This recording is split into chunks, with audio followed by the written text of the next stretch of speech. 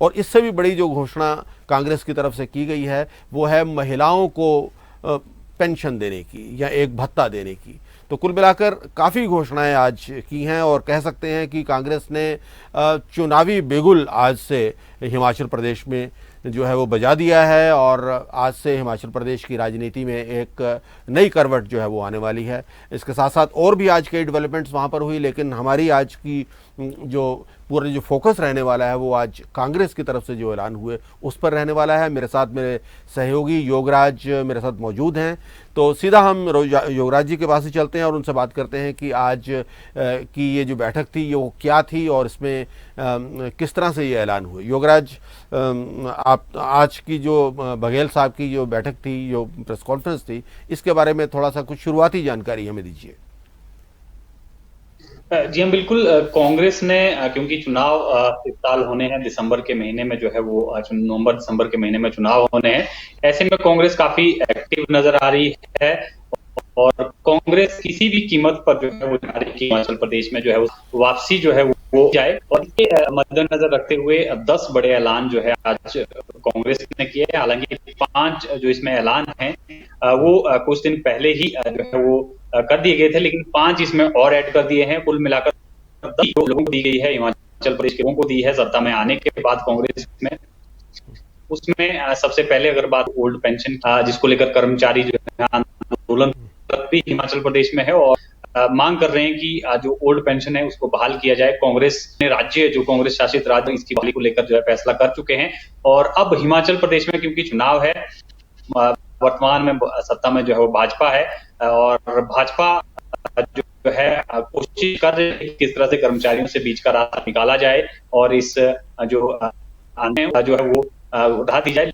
लेकिन बीच कांग्रेस ने ऐलान किया है कि ओल्ड पेंशन वो हिमाचल में बढ़ेगी, जिस तरह से छत्तीसगढ़ में जो है वो लागू की गई है, राजस्थान में लागू की गई है।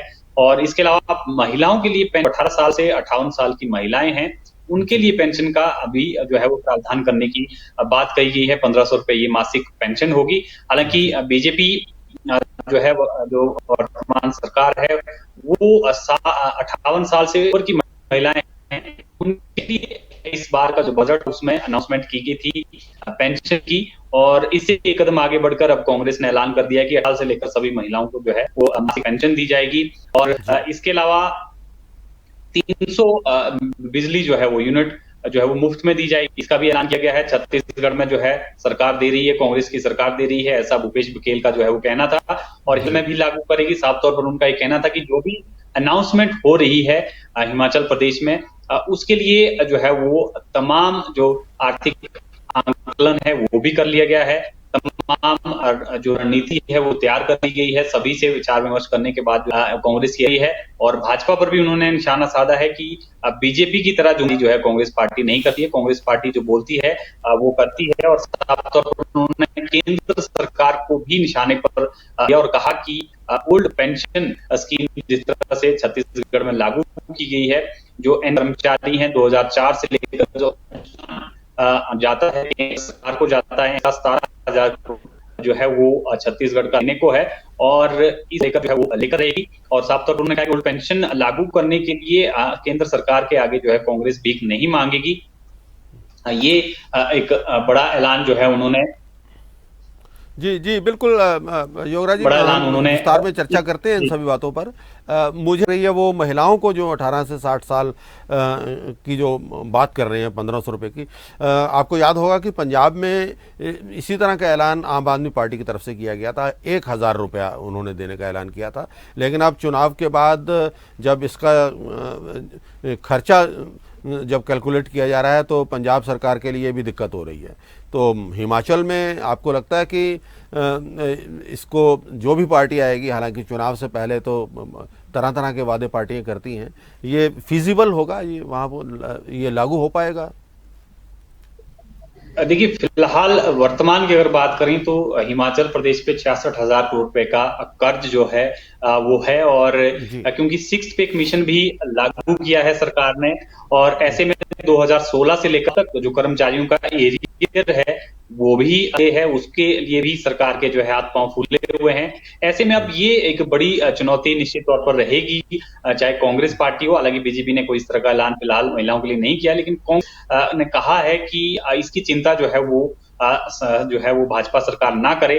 कांग्रेस ने इसको लेकर साफ कहा है कि अगर खर्चों में कुछ कटौती भी करनी पड़े तो कटौती की जाएगी। हालांकि ये बड़ा देखने वाली बात होगी कि कितना कांग्रेस जो है खर्चों में कटौती करती है और क्या जो है 1500 दे पाती है, क्योंकि कर्ज पहले ही बहुत ज्यादा बढ़ता जा रहा है, या कर्ज की बैसाखियों पर ही कांग्रेस जो है ये पेंशन देगी। ये खैर भविष्य के गर्भ में है, लेकिन अभी जो इरादे के हैं वो साफ तौर पर स्पष्ट हैं। सत्ता में वापसी करनी है और चाहे उसके लिए जो मर्जी ऐलान करने पड़े, और जिस तरह से जो है वो सत्ता हासिल करना चाह रही है कांग्रेस, उसके लिए लगातार जो है वो प्रयासरत है और 10 बड़े ऐलान कर भी चुकी है। हालांकि ये दिक्कत जरूर जो है वो आने वाले दिनों में हिमाचल प्रदेश के लिए रहेगी कि किस तरह से जो अर्थव्यवस्था है वो आगे बढ़ानी है, क्योंकि कर्ज पर जो है अभी तक हिमाचल प्रदेश चल रहा है। तो ऐसे में कांग्रेस के लिए ये एक बड़ी चुनौती तो रहेगा ही।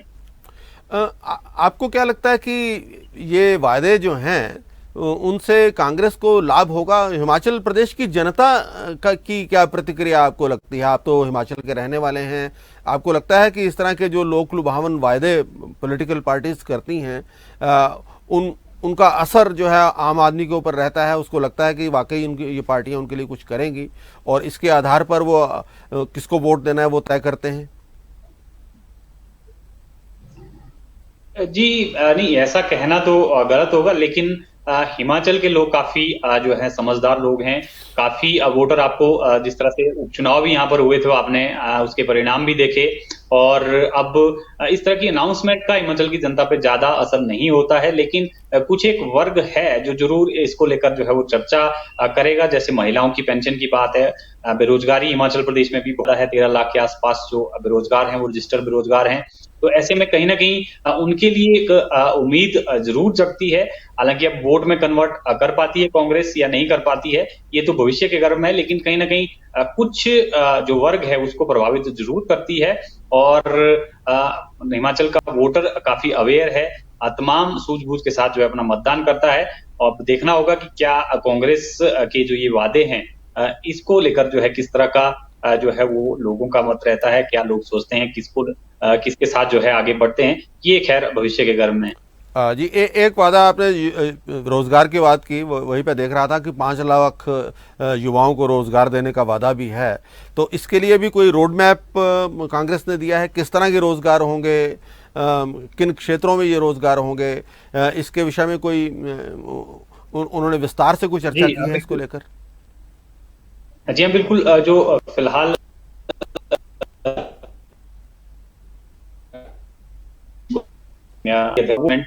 जो वर्कशॉप होती है, आजकल जो चर्चा चल रही है वो आनंद शर्मा के इर्द गिर्द चल रही है। आज भी ये चर्चा रही कि बघेल साहब तो थे, राजीव शुक्ला थे, बाकी बड़े नेता थे, लेकिन आनंद शर्मा एक बार फिर से नदारद नजर आए। हालांकि उन्होंने इस्तीफा दे दिया है संचालन समिति से, लेकिन साथ में ये भी कहा है कि वो पूरी तरह से कांग्रेस के साथ हैं, कांग्रेस के लिए प्रचार करेंगे।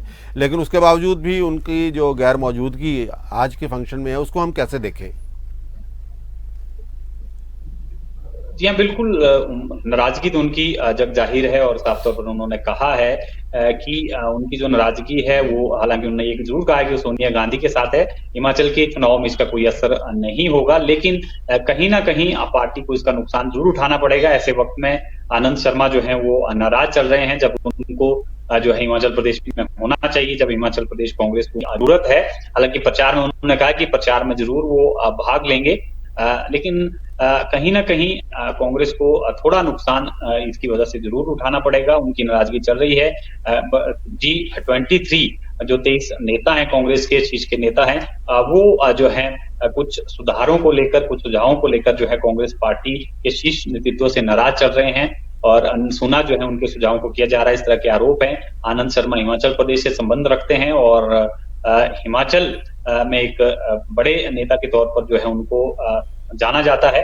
हालांकि उन्होंने ये साफ तौर पर नहीं कहा है कि वो जो है हिमाचल प्रदेश में किस तरह का उनका रोल रहने वाला है। हालांकि इतना जरूर उन्होंने कहा है कि प्रचार में वो भाग लेंगे और कांग्रेस पार्टी यहाँ पर ट्वीट करेगी।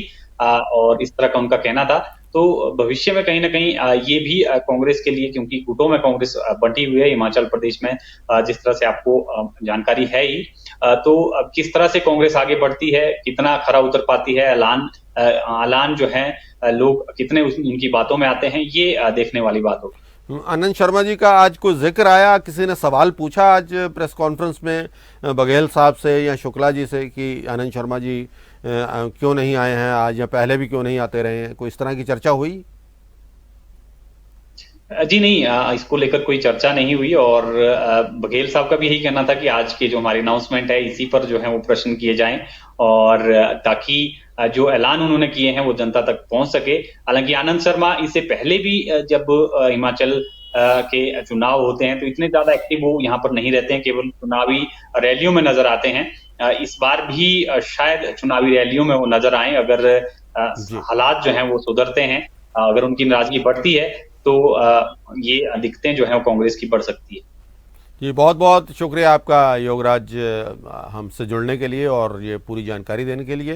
हिमाचल की और ख़बरों के साथ हम आपके साथ इसी तरह से वाबस्ता होते रहेंगे, मिलते रहेंगे आपसे, और तब तक के लिए हमें इजाज़त दीजिए। नमस्कार।